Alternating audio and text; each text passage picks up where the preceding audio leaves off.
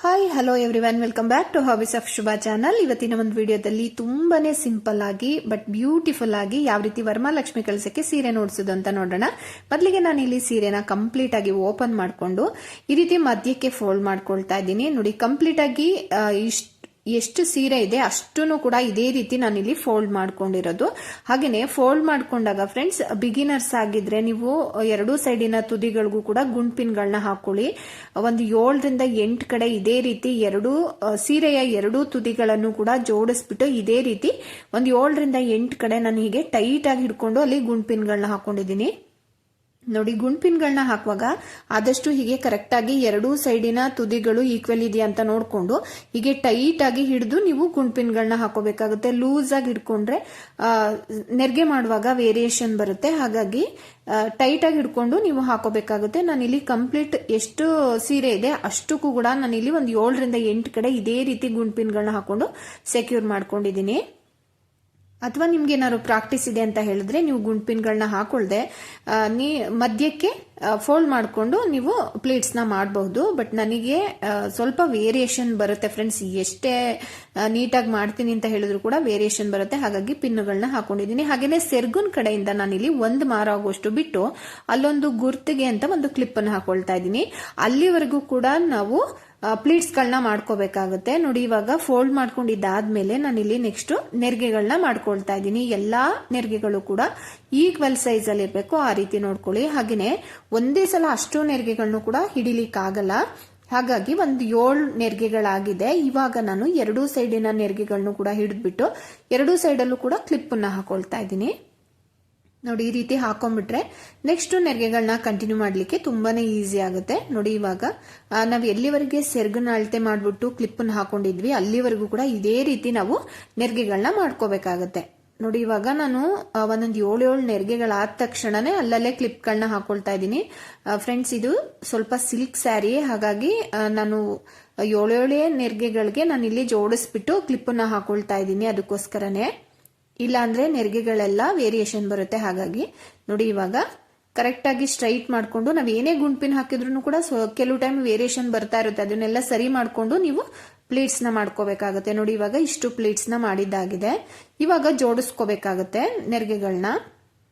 Friends, ನೆರಿಗೆಗಳನ್ನ ಜೋಡಿಸುವಾಗ ನಾನು ಇಲ್ಲಿ ತೋರಿಸ್ತಾ ಇದ್ದೀನಲ್ಲ, ಇದೇ ರೀತಿ 1 by 1 ಬರಬೇಕು. ಲಾಸ್ಟ್ ಅಲ್ಲಿ ಏನು ಪ್ಲೀಟ್ಸ್ ನ ಹಿಡಿತೀವಿ ಫ್ರೆಂಡ್ಸ್, ಅದನ್ನ ಫಸ್ಟ್ ನೀವು ಅಲ್ಲಿಗೆ ಪಿನ್ ಹಾಕೊಂಡ್ಬಿಡಿ. ಪಿನ್ ಹಾಕುವಾಗ ಯಾವ ರೀತಿ ಹಾಕ್ಬೇಕು ಅಂತ ಕೂಡ ನಾನು ಇಲ್ಲಿ ಜೂಮ್ ಮಾಡಿ ತೋರಿಸ್ತೀನಿ ಯಾವ ರೀತಿ ಹಾಕಿದೀನಿ ಅಂತ. ಬಟ್ ನೋಡಿ, ಇಲ್ಲಿ ಯಾವ ರೀತಿ ಹಾಕ್ತಾ ಇದ್ದೀನಿ ಅಂತ ಹೇಳಿದ್ರೆ 1 by 1 ಬರಬೇಕು ಪ್ಲೀಟ್ಸ್, ಆ ರೀತಿ ಜೋಡಿಸ್ಕೋಬೇಕಾಗತ್ತೆ. ನೋಡಿ, ಇಲ್ಲಿ ಒಂದು 7 ನೆರಿಗೆಗಳಿದೆ. 7 ನೆರಿಗೆಗಳನ್ನು ಕೂಡ 1 by 1 ಬರಬೇಕು, ಆ ರೀತಿ ಜೋಡಿಸ್ಬಿಟ್ಟು ಅಲ್ಲಿ ಚಿಕ್ಕ ಸೇಫ್ಟಿ ಪಿನ್ ಅನ್ನು ಹಾಕೊಂಡಿದ್ದೀನಿ. ನೋಡಿ, ಈ ರೀತಿ ನೆಕ್ಸ್ಟ್ ಆ ಕ್ಲಿಪ್ ಅನ್ನು ತೆಗೆದ್ಬಿಟ್ಟು ನೆಕ್ಸ್ಟ್ ಸ್ಟಾರ್ಟಿಂಗ್ ಇಂದ ಏನ್ ಪ್ಲೀಟ್ಸ್ ಮಾಡಿದ್ವಲ್ಲ ಅದನ್ನು ಕೂಡ ಇದೇ ರೀತಿ 1 by 1 ಬರಬೇಕು. ಮತ್ತೆ ಈಕ್ವಲ್ ಡಿಸ್ಟೆನ್ಸ್ ಅಲ್ಲಿ ಇರಬೇಕು ಪ್ಲೀಟ್ಸ್. ಆ ರೀತಿ ನೋಡ್ಕೊಂಡು ನೀವು ಒಂದು 7 ನೆರಿಗೆಗೆ ಪಿನ್ ಅನ್ನ ಹಾಕೊಂಡ್ಬಿಡಿ. ಈ ರೀತಿ ಹಾಕೋದ್ರಿಂದ ಬಿಂದಿಗೆ ಕಂಠ ಭಾಗಕ್ಕೆ ನಾವು ಪ್ಲೀಟ್ಸ್ ಗಳನ್ನ ಕಟ್ಟಬೇಕಾಗುತ್ತೆ. ಆ ಟೈಮಲ್ಲಿ ಒಂದೇ ಒಂದು ನೆರಿಗೆ ಕೂಡ ಮಿಸ್ ಆಗಲ್ಲ. ಮತ್ತೆ ಜಾರಿದ್ರು ಕೂಡ ಪ್ಲೀಟ್ಸ್ ಜಾರಿದ್ರು ಕೂಡ ಒಂದು ವೇರಿಯೇಷನ್ ಆಗಲ್ಲ ಮತ್ತು ಬಿಟ್ಟು ಹೋಗಲ್ಲ. ಅದಕ್ಕೋಸ್ಕರ ಹೀಗೆ ನೀವು ಪಿನ್ ಅನ್ನು ಹಾಕೋಬೇಕಾಗುತ್ತೆ. ನೋಡಿ, ಒಂದು 3 ಕಡೆ ಪಿನ್ ಅನ್ನು ಹಾಕೊಂಡಿದ್ದೀನಿ.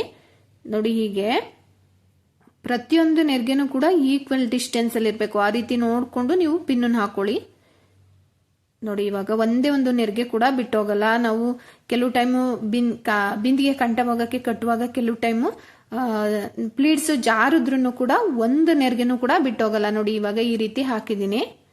ನೋಡಿ, ತೋರಿಸ್ತಿದ್ದೀನಲ್ಲ, ಈ ರೀತಿ ಪಿನ್ನ ಹಾಕೊಂಡಿರೋದು.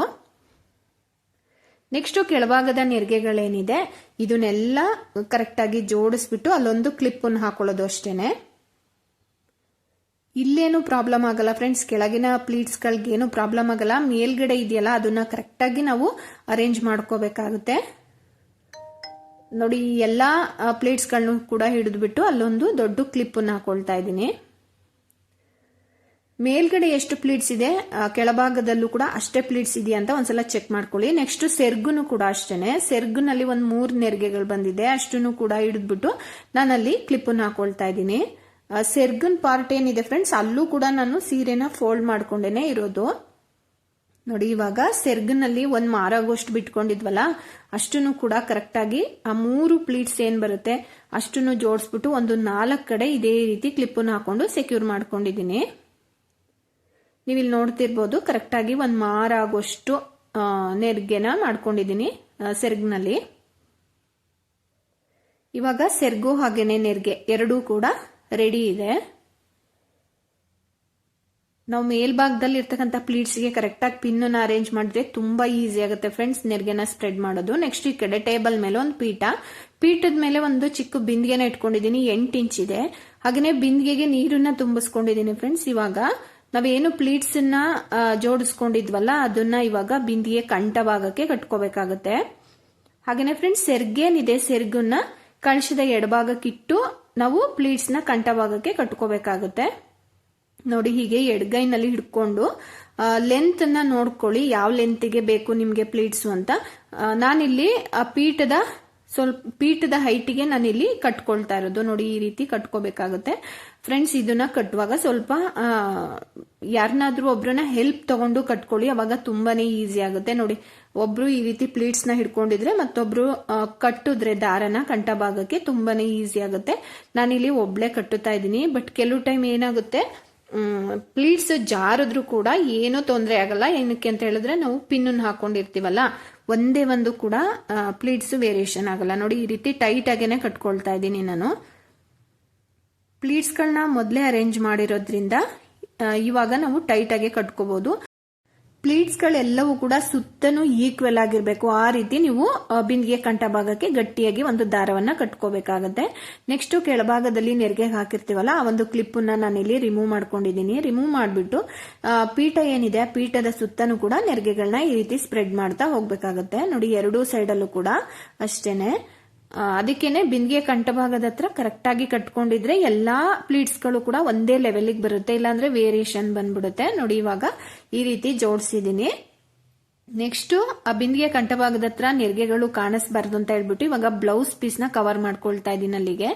ನೋಡಿ ಬ್ಲೌಸ್ ಪೀಸ್ ನ ಒಂದು 4 ಫೋಲ್ಡಿಂಗ್ ಮಾಡ್ಬಿಟ್ಟು ಹಿಂದೆಯಿಂದ ಒಂದ್ 2 ರಿಂದ 3 ಸೇಫ್ಟಿ ಪಿನ್ ನ ಹಾಕೊಂಡು ಆ ಕಂಠ ಭಾಗದ ಹತ್ರ ಇರ್ತಕ್ಕಂಥ ನೆರಿಗೆಗಳನ್ನ ಕವರ್ ಮಾಡ್ಕೊಳ್ಳೋದು ಅಷ್ಟೇನೆ. ನೋಡಿ ಇವಾಗ ಇದಿಷ್ಟು ಆಗಿದೆ. ನೆಕ್ಸ್ಟ್ ಇವಾಗ ಸೆರ್ಗುನ್ನ ಹಾಕೋಬೇಕಾಗುತ್ತೆ. ನೋಡಿ ಸೆರ್ಗುನ್ನ ಈ ರೀತಿ ಬಲ್ಭಾಗದ ಕಡೆ ಹೀಗೆ ತಗೊಂಡ್ ಬಂದು ಮತ್ತೆ ಎಡಭಾಗದ ಭುಜದ ಮೇಲೆ ಹಾಕ್ತಾ ಇದ್ದೀನಿ. ನೋಡಿ ಈ ರೀತಿ ಎಡಭಾಗದ ಭುಜದ ಮೇಲೆ ಹಾಕ್ಬಿಟ್ಟು ಸ್ಪ್ರೆಡ್ ಮಾಡೋದಿದ್ರೆ ಫ್ರೆಂಡ್ಸ್ ಅಲ್ಲಿರ್ತಕ್ಕಂಥ 3 ಪ್ಲೀಟ್ಸ್ ಕೂಡ ನೀವು ಸ್ಪ್ರೆಡ್ ಮಾಡ್ಕೋಬಹುದು. ಬಟ್ ನಾನಿಲ್ಲಿ ಸ್ಪ್ರೆಡ್ ಮಾಡ್ತಾ ಇಲ್ಲ. ಸ್ಪ್ರೆಡ್ ಮಾಡಿದ್ರೆ ಅಷ್ಟೇನ್ ಚೆನ್ನಾಗಿ ಕಾಣಿಸಲ್ಲ. ಆ ಬಾರ್ಡರ್ ಏನಿದೆ ಅಷ್ಟು ಮಾತ್ರ ಕಾಣಿಸಿದ್ರೆ ತುಂಬಾನೇ ಚೆನ್ನಾಗಿ ಕಾಣಿಸುತ್ತೆ. ಹಾಗೇನೆ ಫ್ರೆಂಡ್ಸ್ ಇವಾಗ ಬಿಂದಿಗೆನ ಸ್ವಲ್ಪ ಹಿಂದಕ್ಕೆ ತಳ್ಳಿದ್ದೀನಿ. ಏನಕ್ಕೆ ಅಂತ ಹೇಳಿದ್ರೆ ಮುಂದೆ ಪ್ಲೀಟ್ಸ್ ಗಳು ನೀಟಾಗಿ ಅರೇಂಜ್ ಆಗ್ಬೇಕು, ಅದಕ್ಕೋಸ್ಕರ. ನೋಡಿ ಇವಾಗ ಇದಿಷ್ಟು ಸೆರ್ಗುನ ಹಾಕಿದಾದ್ಮೇಲೆ ಹಿಂದೆಯಿಂದ ಏನು ಸೆರ್ಗಿರುತ್ತೆ ಅದನ್ನ ಮುಂಭಾಗಕ್ಕೆ ತಗೊಂಡ್ಬರ್ಬೇಕಾಗುತ್ತೆ. ನೋಡಿ ಇವಾಗ ಹಿಂದೆ ಇದೆಯಲ್ಲ ಆ ಸೆರ್ಗುನ್ನ ಹೀಗೆ ಮುಂಭಾಗಕ್ಕೆ ತಗೊಂಡ್ ಬಂದು ಅಲ್ಲಿರ್ತಕ್ಕಂಥ ಪ್ಲೀಟ್ಸ್ ಅನ್ನ ಸ್ಪ್ರೆಡ್ ಮಾಡ್ಕೋಬೇಕಾಗುತ್ತೆ. ನೋಡಿ ನಿಮ್ಗೆ ಮುಂಭಾಗದಲ್ಲಿ ಎಷ್ಟು ಲೆಂತ್ ಬೇಕು ಸೆರ್ಗಿನ ಲೆಂತ್ ಅದನ್ನ ನೋಡ್ಕೊಂಡು ನೀವು ಅಡ್ಜಸ್ಟ್ ಮಾಡ್ಕೊಳ್ಳಿ. ತುಂಬಾ ಉದ್ದ ಬಿಟ್ರೆ ಏನಾಗುತ್ತೆ ಮುಂದೆ ಇರ್ತಕ್ಕಂಥ ಪ್ಲೀಟ್ಸ್ ಸರಿಯಾಗಿ ಕಾಣಿಸಲ್ಲ. ಹಾಗಾಗಿ ಶಾರ್ಟ್ ಆಗೇನೆ ನೀವು ಹಿಂದೆ ಇರ್ತಕ್ಕಂಥ ಸೆರ್ಗುನ ಹಾಕೊಂಡು ನೆಕ್ಸ್ಟ್ ಬಿಂದಿಗೆಯ ಕೆಳಭಾಗಕ್ಕೆ ಒಂದು ಗಟ್ಟಿಯಾಗಿ ದಾರವನ್ನ ಕಟ್ಕೋಬೇಕಾಗುತ್ತೆ. ಆದಷ್ಟು ಕೂಡ ಬಿಂದಿಗೆ ಕೆಳಭಾಗಕ್ಕೆನೆ ಕಟ್ಕೋಬೇಕು ಫ್ರೆಂಡ್ಸ್. ಇದೇ ಒಂದು ಸೊಂಟದ ಶೇಪ್ ಅನ್ನ ಕೊಡೋದು ಆ ಒಂದು ಕಳಶಕ್ಕೆ. ಹಾಗಾಗಿ ಬಿಂದಿಗೆ ಕೆಳಭಾಗಕ್ಕೆ ಟೈಟ್ ಆಗಿ ಕಟ್ಕೋಬೇಕು. ಸೆರ್ಗು ಹಾಗೇನೆ ನೆರಿಗೆ ಎಲ್ಲವನ್ನು ಸೇರಿಸಿ ನೀವು ಕಟ್ಕೋಬೇಕಾಗುತ್ತೆ. ನೋಡಿ ಇವಾಗ ಹಿಂದೆ ಎಕ್ಸ್ಟ್ರಾ ಏನ್ ಕ್ಲಾತ್ ಇದೆ ಅದನ್ನೆಲ್ಲ ಜಸ್ಟ್ ಹಾಗೇನೆ ಕವರ್ ಮಾಡ್ಕೊಳ್ಳಿ, ಏನು ಹಿಂದೆಯಿಂದ ಕಾಣಿಸ್ಬಾರ್ದು ಆ ರೀತಿ. ನೋಡಿ ಹೀಗೆ ಟೈಟ್ ಆಗಿ ಕಟ್ಕೋಬೇಕಾಗುತ್ತೆ ಫ್ರೆಂಡ್ಸ್. ಈ ರೀತಿ ಟೈಟ್ ಆಗಿ ಕಟ್ಕೊಂಡ್ರೆ ಮಾತ್ರ ಆ ಒಂದು ಕಳಶದ ಲುಕ್ ಬರೋದು. ನೋಡಿ ಇವಾಗ ಎರಡೂ ಸೈಡಿನ ಸೆರ್ಗೇನಿದೆ ಅಲ್ಲಿ ಹಿಂದೆಯಿಂದ ಒಂದೊಂದು ಸೇಫ್ಟಿ ಪಿನ್ ಹಾಕೊಂಡಿದೀನಿ, ಅವಾಗ ಸೆರ್ಗು ನೀಟಾಗಿ ಕೂರುತ್ತೆ. ನೋಡಿ ಇವಾಗ ದಾರವನ್ನ ಟೈಟ್ ಆಗಿ ಕಟ್ಕೊಂಡ್ಮೇಲೆ ಎಷ್ಟು ಸಣ್ಣದಾಗಿ ಕಾಣಿಸ್ತಾ ಇದೆ ಸೊಂಟ ಭಾಗ ಅಂತ. ಹಾಗೇನೆ ಇವಾಗ ನಾನಿಲ್ಲಿ ಡಾಬುನು ಕೂಡ ಸೇರಿಸ್ಕೊಳ್ತಾ ಇದ್ದೀನಿ. ನೋಡಿ ಈ ರೀತಿ ಕಾಣಿಸುತ್ತೆ. ಹಾಗೇನೆ ಫ್ರೆಂಡ್ಸ್ ಮಧ್ಯ ಮಧ್ಯ ನೀವೇನ್ ಮಾಡ್ಬೇಕಂತ ಹೇಳಿದ್ರೆ ಮುಂದೆ ಇರ್ತಕ್ಕಂಥ ಪ್ಲೀಟ್ಸ್ ಏನಿದೆ ಅದನ್ನ ಕರೆಕ್ಟ್ ಆಗಿ ಅರೇಂಜ್ ಮಾಡ್ಕೋಬೇಕು. ನಾವ್ ಎಷ್ಟು ನೀಟಾಗಿ ಫಿನಿಶಿಂಗ್ ಕೊಡ್ತೀವೋ ಅಷ್ಟು ಚೆನ್ನಾಗಿರುತ್ತೆ ಕಳಶ. ನೋಡಿ ಇವಾಗ ಬಿಂದಿಗೆಯ ಕಂಠ ಭಾಗಕ್ಕೆ ನಾನಿಲ್ಲಿ ಒಂದು ನೆಕ್ಲೆಸ್ ನ ಹಾಕೊಂಡಿದ್ದೀನಿ. ಹಾಗೇನೆ ನಿಮ್ಮಲ್ಲಿ ಲಭ್ಯ ಇರ್ತಕ್ಕಂಥ ಯಾವುದೇ ಅಲಂಕಾರಿಕ ವಸ್ತುಗಳಿಂದ ನೀವು ಲಕ್ಷ್ಮಿಯನ್ನ ಅಲಂಕರಿಸಬಹುದು. ಇವತ್ತಿನ ಈ ಒಂದು ವಿಡಿಯೋ ಇಷ್ಟ ಆಗಿದ್ರೆ ಪ್ಲೀಸ್ ಒಂದು ಲೈಕ್ ಮಾಡಿ, ಚಾನಲ್ಗೆ ಹೊಸಬರಾಗಿ ನೋಡ್ತಾ ಇದ್ರೆ ಪ್ಲೀಸ್ ಸಬ್ಸ್ಕ್ರೈಬ್ ಮಾಡ್ಕೊಳ್ಳಿ. ವಿಡಿಯೋನ ಹೆಚ್ಚಾಗಿ ನಿಮ್ಮ ಫ್ರೆಂಡ್ಸ್ ರಿಲೇಟಿವ್ಸ್ ಜೊತೆ ಶೇರ್ ಮಾಡಿ ನಮಗೆ ಸಪೋರ್ಟ್ ಮಾಡಿ. ಹಾಗೇನೆ ಫ್ರೆಂಡ್ಸ್, ನೀವು ಸಬ್ಸ್ಕ್ರೈಬ್ ಮಾಡಿದ್ಮೇಲೆ ಬೆಲ್ ಐಕನ್ ನ ಟಚ್ ಮಾಡಿ ಆಲ್ ಅನ್ನೋ ಆಪ್ಷನ್ ನ ಕ್ಲಿಕ್ ಮಾಡಿ. ಇದರಿಂದ ನಾವು ಯಾವುದೇ ವಿಡಿಯೋಸ್ ನ ಅಪ್ಲೋಡ್ ಮಾಡಿದ್ರು ಕೂಡ ನಿಮ್ಗೇನೆ ಫಸ್ಟ್ ನೋಟಿಫಿಕೇಶನ್ ಬರುತ್ತೆ. Thank you.